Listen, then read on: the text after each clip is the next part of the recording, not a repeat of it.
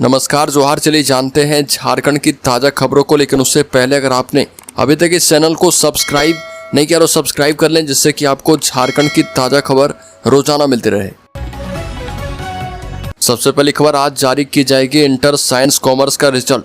शिक्षा मंत्री रामदास सोरेन जारी करेंगे परिणाम। बता दें कि झारखंड एकेडमिक काउंसिल की ओर से ली गई इंटर साइंस और कॉमर्स संकाय का परिणाम आज जारी होगा। काउंसिल की ओर से तैयारियां पूरी कर ली गई है। झारखंड एकेडमिक काउंसिल के चेयरमैन डॉक्टर नटवा हांसदा ने बताया कि 2 संकाय का रिजल्ट जारी किया जा रहा, जल्द ही आर्ट्स का भी रिजल्ट जारी किया जाएगा। अगली खबर, झारखंड में वज्रपात के साथ तेज बारिश। रांची, देवघर, धनबाद समेत 6 जिलों में भारी बारिश का अलर्ट। मौसम के करवट बदलने का क्रम जारी है। राजधानी रांची सहित कई जिलों में बादल छाए हुए हैं। बीते कुछ दिनों से दोपहर के बाद हल्के से मध्यम दर्जे की बारिश हो रही है। मौसम विभाग ने आज भी राज्य के कई हिस्से में तेज हवा और वज्रपात के साथ बारिश का पूर्वानुमान किया है। राजधानी रांची को लेकर कहा गया है कि बादल छाए रहेंगे और कुछ हिस्से में वज्रपात के साथ मध्यम दर्जे की बारिश हो सकती है। अगली खबर, मुख्य सचिव ने झारखंड के लिए विशेष पैकेज पर दिया जोर। झारखंड के मुख्य सचिव अलका तिवारी ने रांची में आयोजित 16वें वित्त आयोग की बैठक में राज्य के समक्ष मौजूदा आर्थिक एवं संरचनात्मक चुनौतियों को प्रमुखता से रखा। उन्होंने बताया कि झारखंड का गठन वर्ष 2000 में वित्तीय दायित्व के साथ हुआ था, लेकिन केंद्र सरकार द्वारा राज्य को न तो विशेष श्रेणी का दर्जा दिया गया और न ही कोई विशेष पैकेज। साथ ही राज्य वामपंथी उग्रवाद से भी जूझ रहा, जो विकास को प्रभावित करता है।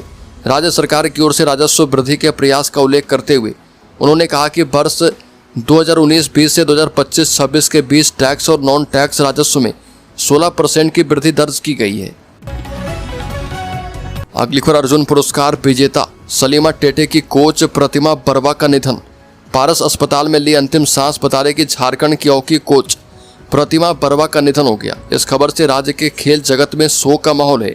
प्रतिमा को पैरालाइसिस अटैक आने के बाद पारस अस्पताल में भर्ती करवाया गया था।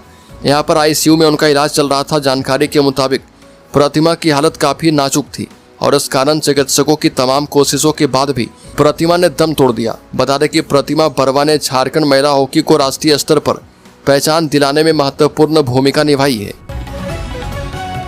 लिखकर झारखंड सरकार दे रही 5 लाख रुपए तक का ब्याज मुक्त लोन।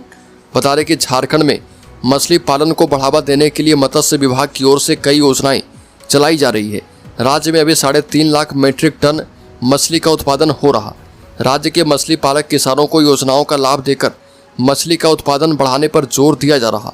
अब तक खेती करने के लिए ही किसानों को केसीसी लोन का लाभ मिलता था, लेकिन अब राज्य में मछली पालन करने वाले किसानों को भी इसका लाभ मिल रहा। अगली खबर, झारखंड के सारंडा जंगल में सुरक्षा बलों की नक्सलियों से मुठभेड़, कोबरा जवान घायल। झारखंड के पश्चिमी सिंहभूम जिले के मनोहरपुर प्रखंड के जलाईकेला थाना क्षेत्र के तिरिल पोसी गांव के जंगल और पहाड़ी इलाके में सुरक्षा बलों की नक्सलियों के साथ मुठभेड़ हो गई। इस मुठभेड़ में दोनों ओर से कई राउंड गोलियां चली है। मुठभेड़ के क्रम में कोबरा 209 बटालियन का एक जवान घायल हो गया। घायल जवान का नाम सुनील कुमार है। प्राथमिक इलाज के बाद उन्हें बेहतर इलाज के लिए रांची भेजने की तैयारी की जा रही है। सर्च ऑपरेशन में सुरक्षा बलों ने विस्फोटक समेत कई सामान बरामद किए हैं। अगली खबर, वित्त आयोग से भाजपा की मांग। श्रद्धालुओं के लिए देवघर और रजरप्पा में बनाए कॉरिडोर। प्रदेश भाजपा ने राज्य के विकास और आर्थिक मजबूती के लिए 16वें वित्त आयोग के समक्ष 22 मांगे रखी है और इसमें धार्मिक पर्यटन के लिए महत्वपूर्ण देवघर और रजरप्पा में कॉरिडोर बनाने की मांग सबसे महत्वपूर्ण है। शिक्षा, स्वास्थ्य के साथ स्थानीय निकायों को मजबूत करने की मांग भी भाजपा ने की है। भाजपा ने कहा है कि स्थानीय निकायों के चुनाव नहीं होने से जनप्रतिनिधियों की भूमिका सरकारी अधिकारियों ने ले ली है और इससे विकास योजनाओं को संचालित करने में भ्रष्टाचार हो रहा।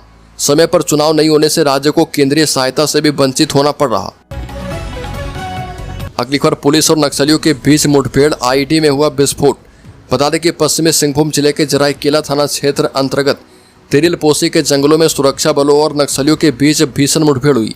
इस दौरान नक्सलियों के द्वारा किए गए आईईडी ब्लास्ट में कोबरा 209 बटालियन के एक जवान सीटीजीडी सुनील कुमार टीएस मामूली रूप से घायल हो गए और घायल जवान को प्राथमिक उपचार के बाद बेहतर इलाज के लिए अस्पताल भेजा गया है। फिलहाल उनकी स्थिति स्थिर बताई जा रही है। अगली खबर, परमानेंट नौकरी से दूर भाग रहे डॉक्टर कॉन्ट्रैक्ट में दिखा रहे दिलचस्पी। विशेषज्ञ चिकित्सक टेंडर के माध्यम से अनुबंध पर नियुक्ति में तो रुचि दिखा रहे, लेकिन अस्थायी नियुक्ति में नहीं। स्वास्थ्य विभाग ने टेंडर के माध्यम से विशेषज्ञ चिकित्सकों की सेवा लेने के लिए बीड आमंत्रित किया था। इसमें पर्याप्त चिकित्सकों ने अपनी रुचि दिखाई है। दूसरी तरफ झारखंड लोक सेवा आयोग द्वारा विशेषज्ञ चिकित्सकों की अस्थायी नियुक्ति की प्रक्रिया में आयोग को अभ्यर्थी ही नहीं मिले। अब आयोग ने उक्त विज्ञापन को रद्द कर दिया है। राष्ट्रीय स्वास्थ्य अभियान के तहत विशेषज्ञ चिकित्सकों के 219 पदों पर बहाली के लिए टेंडर प्रक्रिया शुरू की गई थी और इसमें 303 चिकित्सकों ने रुचि दिखाते हुए टेंडर भरा है। अगली खबर, स्थानीय निकाय चुनाव जल्द करवाएं, बकाया राशि पाएं। वित्त आयोग के अध्यक्ष ने झारखंड सरकार को दिया स्पष्ट संदेश। 16वें वित्त आयोग के अध्यक्ष डॉक्टर अरविंद पनघड़िया ने झारखंड सरकार को स्पष्ट संदेश दिया है कि स्थानीय निकाय चुनाव जल्द करवाए जाए ताकि केंद्र से बकाया राशि प्राप्त हो पाए। होटल रेडिसन ब्लू में प्रेस वार्ता में उन्होंने कहा कि यदि दिसंबर 2025 तक राज्य सरकार स्थानीय निकायों के चुनाव करवा लेती है तो पिछले वित्तीय वर्ष की बकाया राशि भी उपलब्ध हो सकती है, अन्यथा यह राशि लैप्स हो जाएगी। अगली खबर, केंद्रीय रक्षा राज्य मंत्री संजय सेठ एवं रांची विधायक सीपी सिंह द्वारा रातू रोड एलिवेटेड कॉरिडोर पर प्रचारात्मक गतिविधियों पर झारखंड के स्वास्थ्य, खाद्य आपूर्ति एवं आपदा प्रबंधन मंत्री डॉक्टर इरफान अंसारी ने तीखा प्रहार किया। उन्होंने कहा कि 18 वर्षों तक झारखंड की सत्ता में रहते हुए जिन नेताओं ने ढंग का एक फ्लाईओवर तक नहीं बनाया, ये आज उसके नाम पर शो ऑफ कर रहे। वास्तविकता यह है कि जिन परियोजनाओं की आधारशिला महागठबंधन की सरकार द्वारा रखी गई, जिनके लिए मुख्यमंत्री हेमंत सोरेन ने अथक परिश्रम किया, जिन सपनों के लिए वर्षों तक भाजपा ने ठगने और टालने का काम किया, आज जब वो धरातल पर उतरा है तो भाजपा नेता केवल दिखावे की राजनीति करने में सक्रिय हैं। अगली खबर, टीबी मरीजों के लिए अच्छी खबर, 4 दिन के अंदर अकाउंट में सीधे जाएंगे 6,000 रुपये। राज्य के सभी टीबी मरीजों को पोषण के लिए एकमुश्त 6,000 रुपये 4 दिनों के भीतर उनके बैंक खाते में हस्तांतरित किए जाएंगे। 6 महीने की राशि निश्चय पोषण योजना के तहत मरीजों के पोषण के लिए होगी। स्वास्थ्य विभाग के अपर मुख्य सचिव अजय कुमार सिंह ने 4 दिनों के भीतर उक्त राशि हस्तांतरित करने के निर्देश सभी सिविल सर्जनों को दिए हैं और वीडियो कॉन्फ्रेंसिंग के माध्यम से राष्ट्रीय स्वास्थ्य अभियान के विभिन्न कार्यक्रमों की समीक्षा भी की। अगली खबर, आधुनिकता में संथाली युवा नहीं भूले अपनी भाषा संस्कृति, हजारीबाग में बोले शिक्षा मंत्री रामदास सोरेन। रामदास सोरेन हजारीबाग जिले के चुरसू प्रखंड की बहेरा पंचायत पहुंचे। यहाँ मंत्री रामदास सोरेन ने कहा कि संथाल समाज की पहचान भाषा, पारंपरिक नृत्य, संगीत और वेशभूषा रीति रिवाज है, इससे बरकरार रखने की आवश्यकता है। उन्होंने कहा कि आधुनिकता के दौर में युवा पीढ़ी भाषा संस्कृति को भूलते जा रहे। अपनी भाषा संस्कृति को कायम रखने के लिए युवा पीढ़ी को भी आगे आने की आवश्यकता है। अगली खबर, झारखंड सरकार ने 16वें वित्त आयोग से की केंद्रीय करों में राज्यांश 50% करने की मांग। झारखंड सरकार ने 16वें वित्त आयोग के समक्ष केंद्रीय कर संग्रह से प्राप्त राशि में राज्य के लिए 41% की जगह 50% हिस्सेदारी की मांग की है और 30 मई को केंद्रीय वित्त आयोग के समक्ष प्रस्ताव पेश करते हुए झारखंड सरकार ने प्रेजेंटेशन के जरिए मांग रखी और अगले 5 वित्तीय वर्षों के लिए 3,03,000 करोड़ की मांग की है। हालांकि राजधानी के होटल रेडिसन ब्लू में वित्त आयोग के समक्ष राज्य सरकार के आला अधिकारियों की मैराथन बैठक में वित्त मंत्री राधाकृष्ण किशोर राज्य की हिस्सेदारी बढ़ाकर 55% करने की मांग करते दिखे। अगली खबर, झारखंड मुक्ति मोर्चा का भाजपा पर बड़ा हमला, ऑपरेशन सिंदूर को वोट की राजनीति से जोड़ना शर्मनाक। झारखंड मुक्ति मोर्चा ने केंद्र सरकार और भाजपा पर ऑपरेशन सिंदूर को राजनीतिक प्रचार के लिए इस्तेमाल करने का गंभीर आरोप लगाया। पार्टी महासचिव सुब्रत भट्टाचार्य ने प्रेस वार्ता में कहा कि भाजपा का सैन्य पराक्रम को वोट बैंक के लिए इस्तेमाल करना संवेदनशील और भारतीय परंपराओं के खिलाफ है। उन्होंने कहा कि सिंदूर भारतीय महिलाओं का आत्मगौरव है और इसे पर पुरुष के द्वारा सौंपने की बात करना अशोभनीय और समाज में अस्वीकार्य है। अगली खबर, देवघर में चौपा मोड़ हंसडीहा एनएच निर्माण को मिलेगी रफ्तार, डीसी ने दिए निर्देश। देवघर डीसी नमन प्रियस लकड़ा ने एनएच के निर्माण कार्य की समीक्षा की। इस दौरान उपायुक्त ने चौपा मोड़ से हंसडीहा एनएच 133 निर्माण के लिए चल रहे कार्य में तेजी लाने के निर्देश दिए हैं। इसके साथ ही उन्होंने कहा कि इस परियोजना में जो भी अड़चनें आ रही है उसे विभागीय स्तर पर समन्वय स्थापित करके जल्द से जल्द निपटाएं। समाहरणालय में बैठक में एनएच निर्माण कार्य को लेकर कई अहम बिंदुओं पर चर्चा की गई है।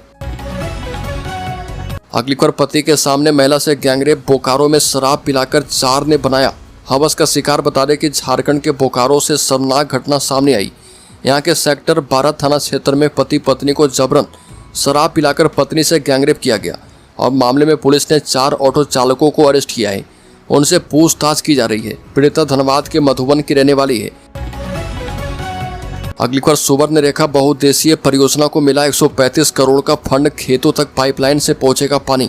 झारखंड सरकार ने सुवर्ण रेखा बहुउद्देशीय परियोजना के लिए 135 करोड़ रुपए की राशि मंजूर की है और इस राशि से पूर्व में किए गए कार्य के भुगतान, लंबित भुगतान, वर्तमान में जारी कार्य की गति बढ़ाने एवं नए कार्य की शुरुआत की जाएगी। परियोजना के तहत झारखंड, उड़ीसा और पश्चिम बंगाल के किसानों के खेतों तक सिंचाई के लिए पानी पहुंचाया जाना है। चांडिल और ईचा गालूडी कॉम्प्लेक्स के मुख्य अभियंता रामनिवास प्रसाद ने जानकारी दी कि अब पानी पहुंचाने के लिए अंडरग्राउंड पाइपलाइन का उपयोग किया जा रहा। अगली खबर, सांसद बीडी राम ने कहा कि पलामू में 2 अरब 70 करोड़ रुपए की लागत से शीघ्र बनेगी 243 किलोमीटर सड़क। केंद्र सरकार की केंद्रीय अवसंरचना निधि योजना की 92 करोड़ 3,86,000 रुपए की लागत से बनने वाली 17,372 किलोमीटर लंबी मोहम्मदगंज हैदरनगर पथ का पलामू के सांसद विष्णु दयाल राम ने शिलान्यास किया। यह सड़क कोल्हुआ, बरडीहा, पंसा, अघौरी और रानी देव गांव से होकर गुजरेगी। सांसद ने चैनपुर प्रखंड के कुट्टी मोड़ से रामगढ़ ब्लॉक होते हुए हुटार तक 94 करोड़ 84 लाख रुपए की लागत से बनने वाली लगभग 24 किलोमीटर लंबी सड़क का शिलान्यास किया। अगली खबर, एक व्हाट्सएप कॉल से अकाउंट हुआ खाली, रांची में महिला से ठग लिए 1 करोड़ 4 लाख रुपए। झारखंड के रांची में साइबर ठगी का एक बड़ा मामला सामने आया। यहां पर एक महिला से डिजिटल अरेस्ट के बाद लगभग 1.5 करोड़ रुपए की ठगी की गई। दुबई के साइबर अपराधियों के सिंडिकेट सदस्य ने खुद को केंद्रीय एजेंसी सीबीआई, एनसीबी या फिर एनआईए का अधिकारी बताकर पहले डिजिटल अरेस्ट किया और इसके बाद रांची की एक महिला से 1 करोड़ 39 लाख रुपए की ठगी कर ली। बाद में महिला ने इसकी शिकायत साइबर थाने में की और इस पर कार्रवाई करते हुए सीआईडी ने 3 साइबर अपराधी को तेलंगाना के हैदराबाद और मिजोरम के आइजोल से गिरफ्तार किया है। 15 मई को पीड़िता ने शिकायत की थी कि खुद को केंद्रीय एजेंसी का अफसर बताकर ठग ने उन्हें पहले व्हाट्सएप कॉल किया था और उसके बाद डिजिटल अरेस्ट करके पैसे की ठगी कर ली। अगली खबर, झारखंड के शेयर होल्डर्स इन्वेस्टर्स के लिए केंद्र सरकार कर्मचारी भविष्य निधि संगठन अगले महीने यानी जून में बड़े बदलाव की तैयारी में है। जल्द ही एटीएम से पीएफ का पैसा निकाल पाएंगे। मीडिया रिपोर्ट्स के मुताबिक ईपीएफओ 3.0 के मसौदे के मुताबिक कर्मचारियों को जल्दी एटीएम और यूपीआई से सीधे पीएफ का पैसा निकालने की सुविधा मिल सकती है।